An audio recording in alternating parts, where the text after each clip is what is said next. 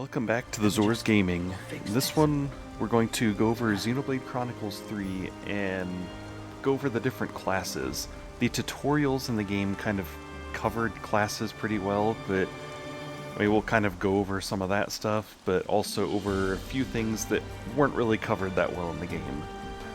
Though I do have this set up pretty well where there won't be any spoilers in this part. I'll mention when there will be later on game spoilers, but right now, our team is just the regular crew right here, and all of them are the classes that they start as, so not going to really cover anything that will be that bad just yet in the game. But I will make an announcement when we are getting to a spot where there will be later in the game spoilers.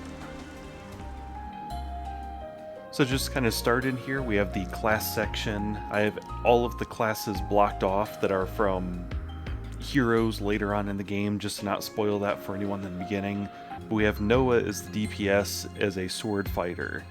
And yeah, all the red classes are sword fighters, the blue ones are the tanks, the green ones are the healers. So Mio is a tank as a Zephyr, Uni is a medic gunner healer, Tyon is the tactician healer, Lands is a tank heavy guard, and Senna is a DPS ogre. And each of these classes, you see there's a little symbol on there where kind of looks like a, I don't know, I guess kind of like a little weird face with horns on it for Senna, Tyon, and Mio. Those ones are all ones that are kind of based on Xenoblade Chronicles 2, so all of the arts for those ones recharge as you attack. And then the ones that are pyramids on there, like what Noah, Uni, and Lands have, those are all ones that are based on Xenoblade Chronicles 1, where they recharge based on time. And each class in here starts off, you get up to level 10 on them, and then there's different ways later on. I'm not trying to spoil anything for anyone. I don't think this would be that much of a spoiler, but you can get up to 20 later on when you do an ascension quest for each character. Now, the ways that you level up the classes is by getting class points from battle, or by using the Nopon coins, which I guess I can't level that one up, but on here you have different Nopon coin amounts for getting it all the way maxed out. Which, that's the main use I've been using silver Nopon coins on, but it's just kind of quick, easy way to get them maxed out. And one note too, later on in the game, to unlock some of the ascension quests, you actually need to be have at least one character at level 10 for that class. So it is important to at least get each class to level 10, especially when you get the hero classes later on. So as you level up the different class ranks, what you get is these master skills, master arts are unlocked. So when you're at 20, you're maxed out for everything, but like Mio, I have at 14 on her class, so I don't have Stormy Gale or Gemini Strike set up for the master skills and master arts. And what happens when you have them as the master ones is you can use them pretty much at any point as an additional skill for the fusion tree. So now, kind of an example to show what this is. If we look at Noah here, he has Ground Beat, Shadow Eye, and Overclock Buster for master arts. So I have him set as a Zephyr right now.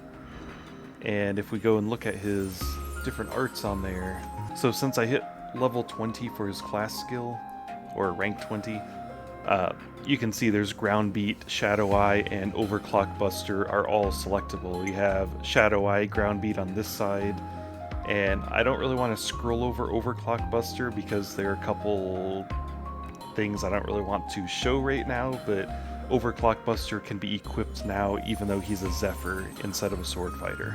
Then if we look back at the different skills he has as a sword fighter, there's Cipher Edge and Covert Attack. So then here on his skill page, you can see Covert Attack and Cipher Edge are available even though he's still the Zephyr. So that's all it is. Whenever you master the skills and the arts on there, it just means you can use them for, well, the arts is the fusion ones or the final art anytime. And then the skills, you can set them as the master skills at any point once you unlock those. And then the other part about unlocking different classes is you can set your clothing up to kind of match what that class has. So you can just make them look a little different here if you want. And one more thing to look at on the character screen here about classes. There are 3 different items you can get throughout the game. There's the Scholar Necklace, the Mastery Necklace, and the Monastic Necklace. And all of those increase class aptitude, so they make it so you can level up the class a lot faster. And now we'll go into showing where to pick those up. So the first one we're going to look at, you can get pretty early in the game, because I know you get the forward post camp at a pretty early point. And kind of zoom out on the was it Atia region? So it's, as you see, it's kind of like right in the middle of this region. You have Colony 9 up here, you have Alfredo Valley Mouth, and then forward post camp would be the closest point to it.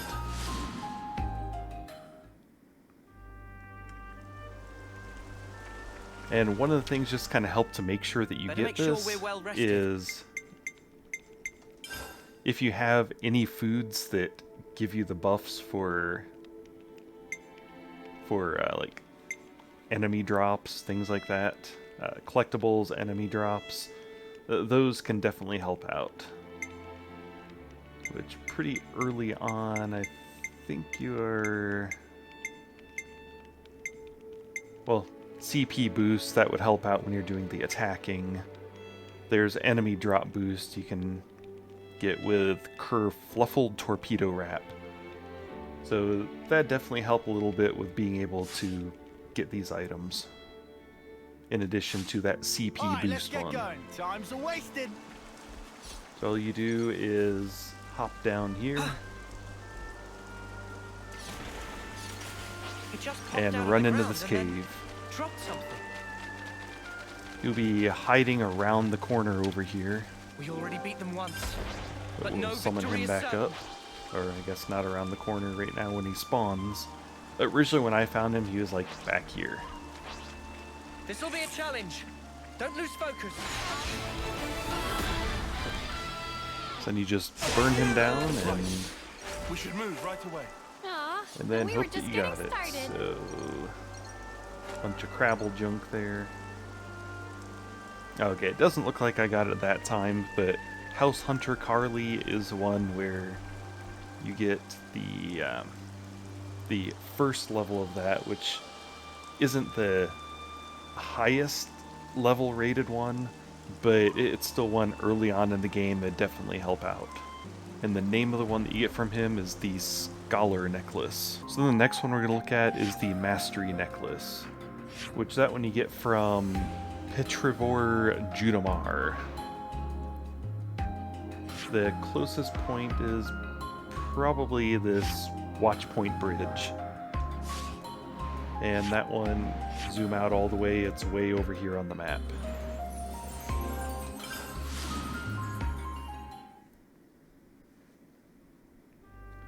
So when you go to Watchpoint Bridge, you just kind of run over this direction. Do a little hopping on the way if you're bored.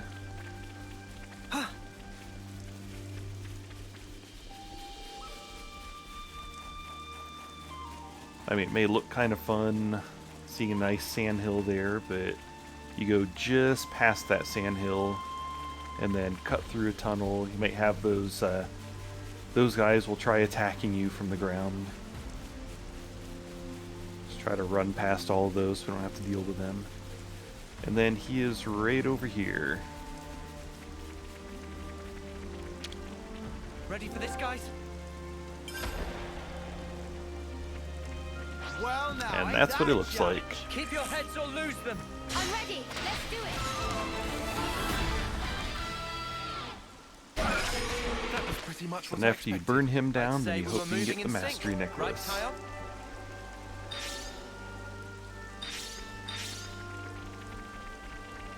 Doesn't look like we're lucky this time. Okay, but that is Petrovor Junimar. And then from this point, this is where I won't be able to hide spoilers anymore for showing where the third necklace is.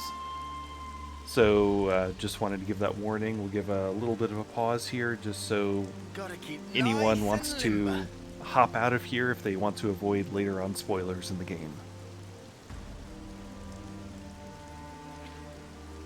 Huh? Hey, Okay, so the last one we're going to go over is the Monastic Necklace. And the place where that one is located is in Cadencia region. It's the otherworldly Rodson. Closest point is Welkin Falls, which on the map, as you can see, it's kind of, I guess, the southeast portion of everything. So it's a place that looks like this. There's a long point coming out from it at one spot. And you just go to the waterfall section of it. This is what it looks like around here. You have some of those weird plant guys, some ropals, all that kind of weird stuff. So we will summon this guy and take him out. He looks like that. This one does summon ads also, so make sure you pay attention to that when you're fighting him. Keep your heads or lose them. leave it to me. I'll have them crying by the end. Eyes over here! Was that all? Is this like too easy? Come after me, and that's what you get. If only you That didn't looks like charge a off on your ring own. there. Or a necklace, whatever it's called. Oh, it's the harness belt.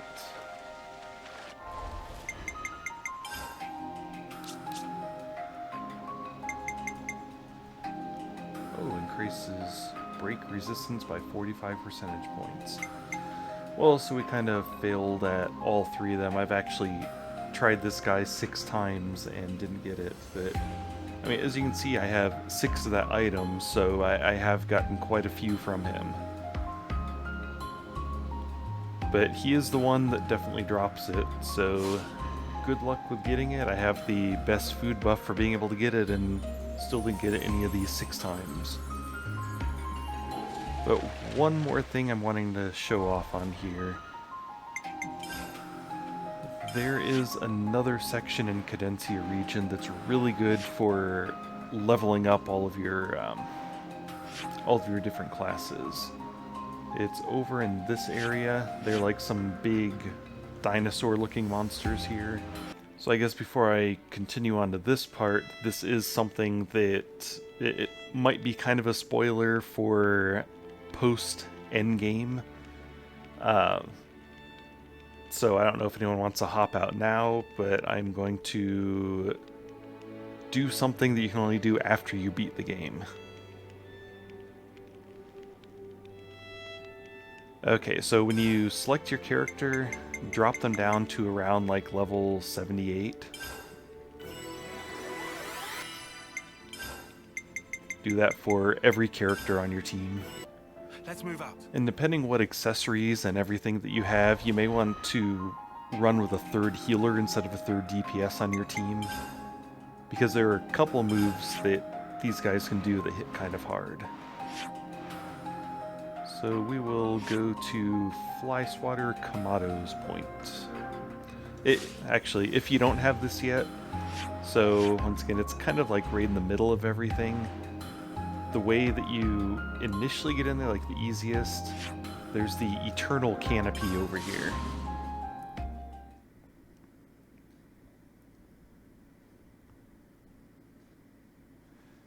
Where you'll climb up to the top of the Eternal Canopy, then head over to what looks like one of those little weird squid things from Leftheria.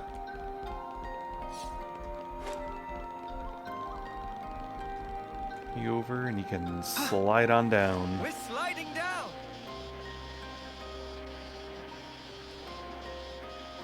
You can be impatient like me and just hop off and take a bunch of damage. Smart. Now those battles in this area give you quite a bit of bonuses. So there's this guy right here. 76 blue guy. Here we go, guys. Okay, let's go, Noah. Ethel is insane with chain attacks here, by the way. Here it goes.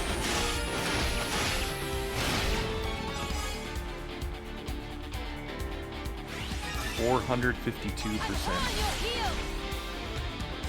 Now for the finishing touch. Got you now. Keep you breathing. Right through. On this sword.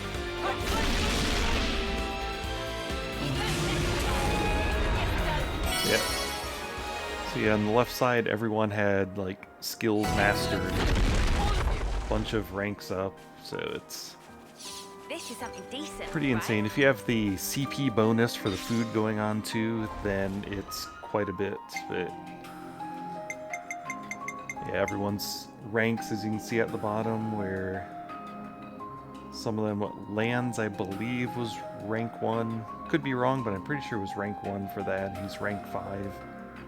So some of the times you can do, if you're just trying for rank 10, if you have those necklaces, plus the food buff to give CP on there, then it's like maybe 3 or 4 of those guys doing that, and your character will be rank 10. Now the other monsters on this area, they all seem to die too quickly to really be that beneficial. Right. What have we got So you around just here? have to go after those big dinosaur ones. There's usually, if you go around this way, there's one sleeping. When it hits nighttime, more spawn. If you're fighting the one over here and it becomes nighttime, you'll have a second one join you. But that's one of the ways that I farm a bunch of CP to go up ranks for the classes. So I'm sure there's a chance that I missed something because there's just so much to classes, just so much to everything in this game. But hopefully that was enough to help everyone out here. Don't really have a spot right here high enough to jump off of the die, so we'll just, maybe this will work. Everyone, Oof. I'm We sorry. hope you enjoyed this video. If you did, please leave a thumbs up and subscribe. If you did not, let us know in the comments what we could do better, even if it's hiding this beautiful face made for radio. Oh, and thank you for watching at the Zors Gaming. This is Gumtendo. Have a great rest of your day.